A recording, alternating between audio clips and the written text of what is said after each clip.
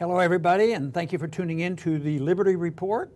With me today is Daniel McAdams. Daniel, good to see you today. Happy Monday, Dr. Paul. Very good. There was a lot of talk over the weekend about a famous boxer who just passed away, Muhammad Ali, Cassius Clay. That's the name I remember originally, and I remember very clearly, when he switched over to Islam and became Muhammad Ali.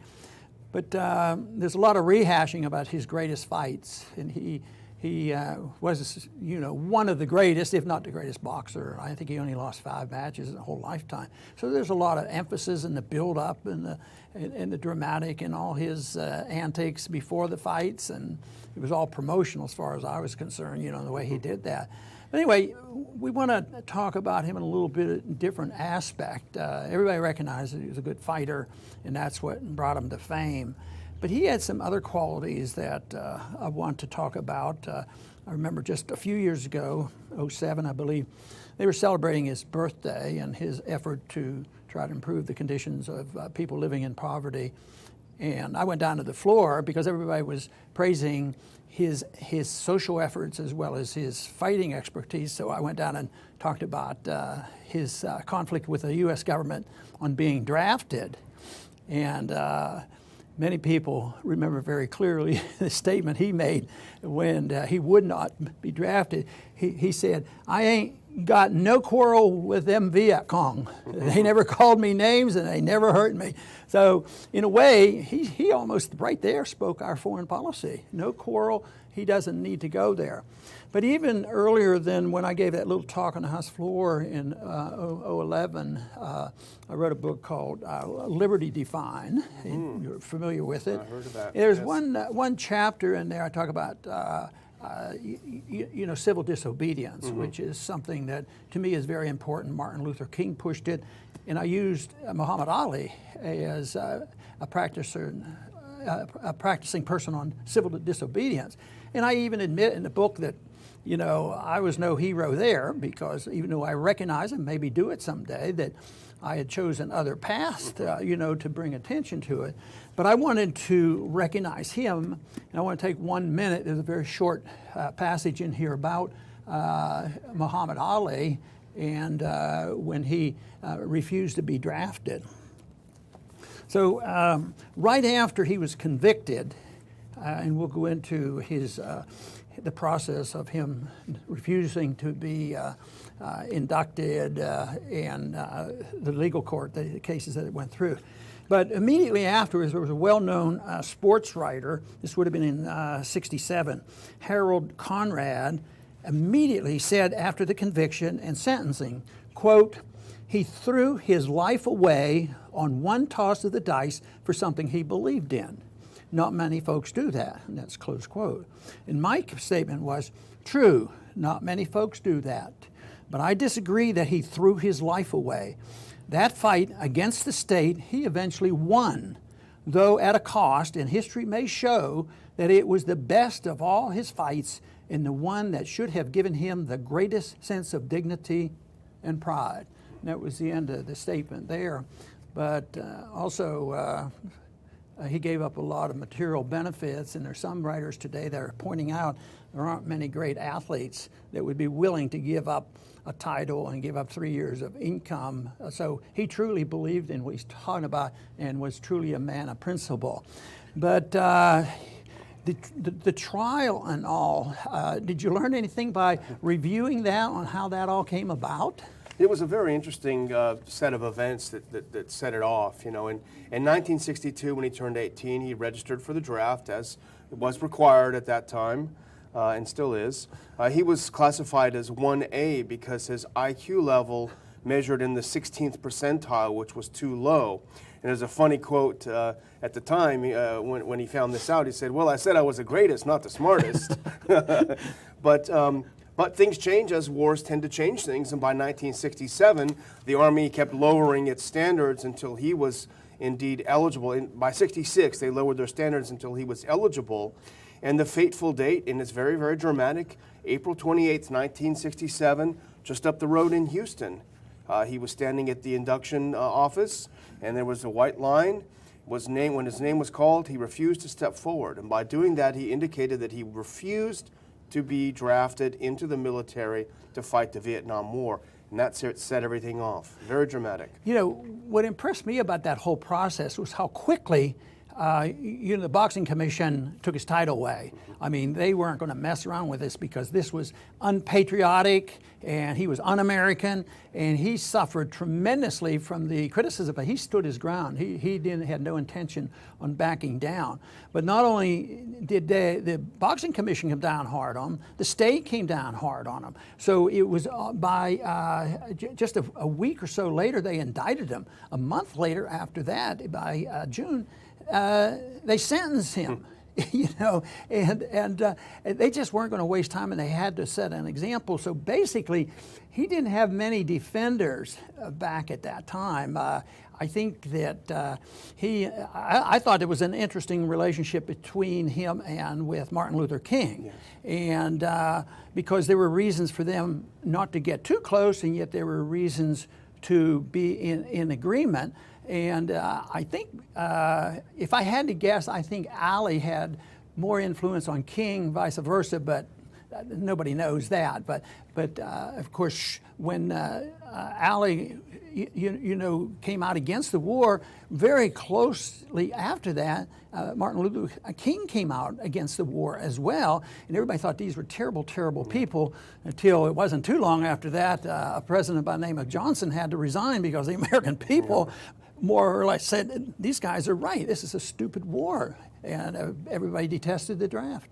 You know, what's so striking in the way you just described what happened is how quickly the organs of entertainment, the private sector, the news, become agents of the state. You know, the Boxing Commission, which has nothing to do with the Vietnam War, decides to destroy his life. Just like nowadays, if you remember in the Iraq War, when a few of the presenters were not gung-ho enough, they found their shows canceled, people like Phil Donahue and the others. So they quickly become cheerleaders of the state's wars. Yeah, and it exposes the issue of the deep state. You know, when the media acts in accordance with the state, they're part of it. And of course, big business is part of that as well.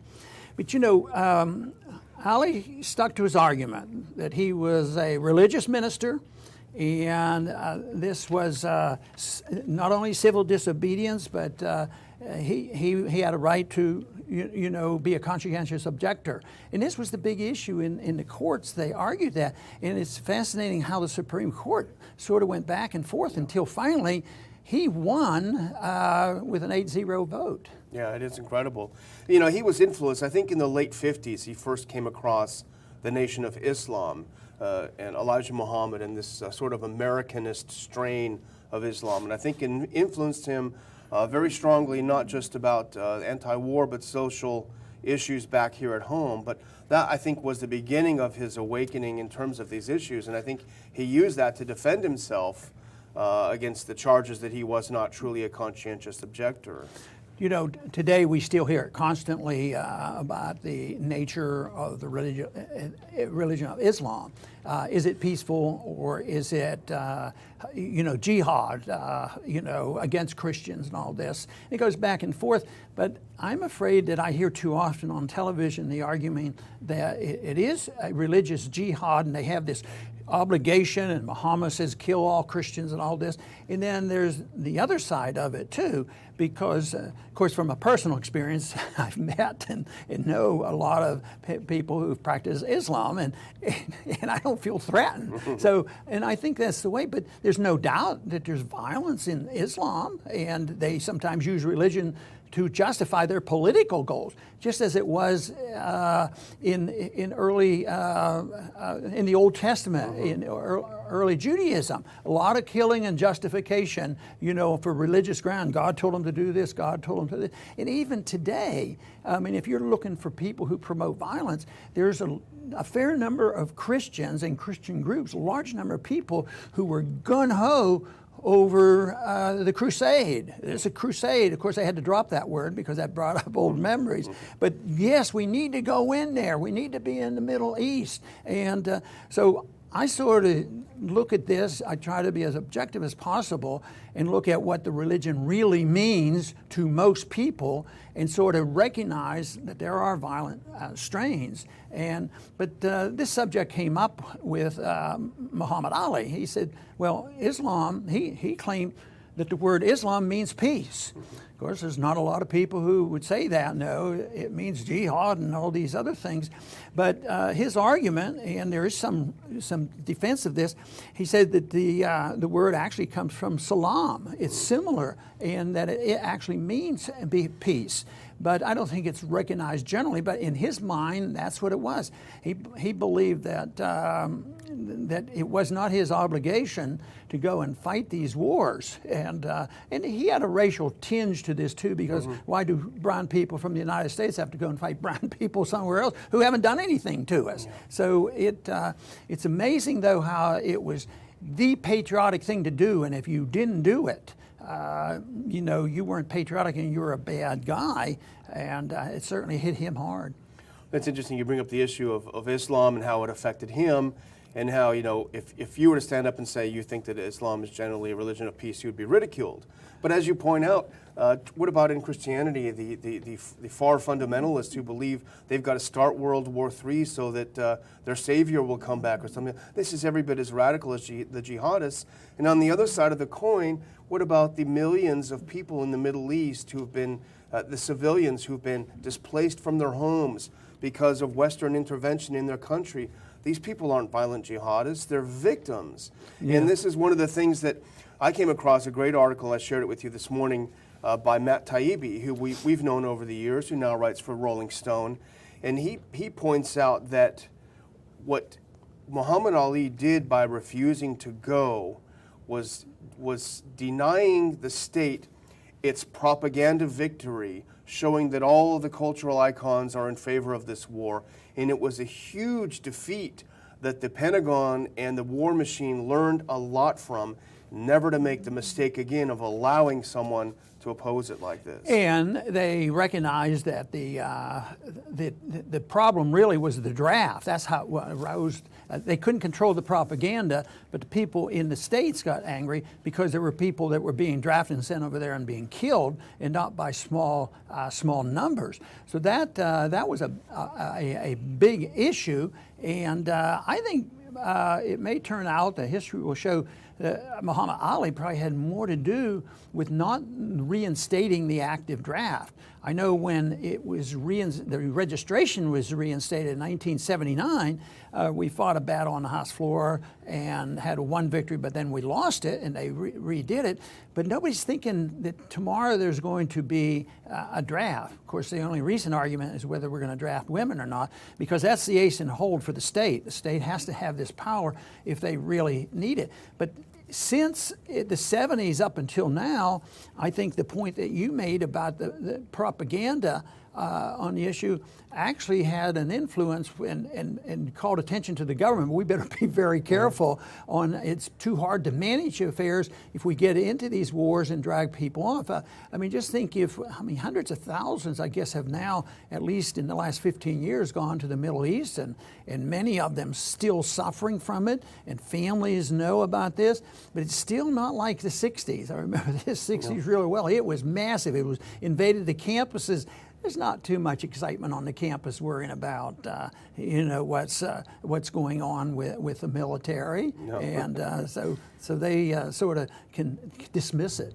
But his public stance at the height of his popularity and career started to turn the tide among the American public against the war, and it wasn't long after that Taibbi points out that you had images like the running girl, if you remember, running down the street, and all of these horrible things that really started propelling the hearts and minds back in the U.S. against this horrible war.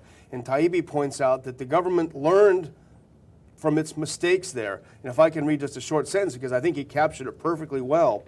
He said, "The lesson the government should have learned from this disastrous episode was not to try to project power and influence by military occupation. Instead, the Pentagon saw Vietnam as a public relations failure." And so that's what they set out to solve, the public relations failure. And Taibbi points out it's not very well recognized, but the Pentagon has the largest PR budget in the world. See, they're covering themselves for a philosophic moral failure. They don't even understand the clear-cut foreign policy of Muhammad Ali.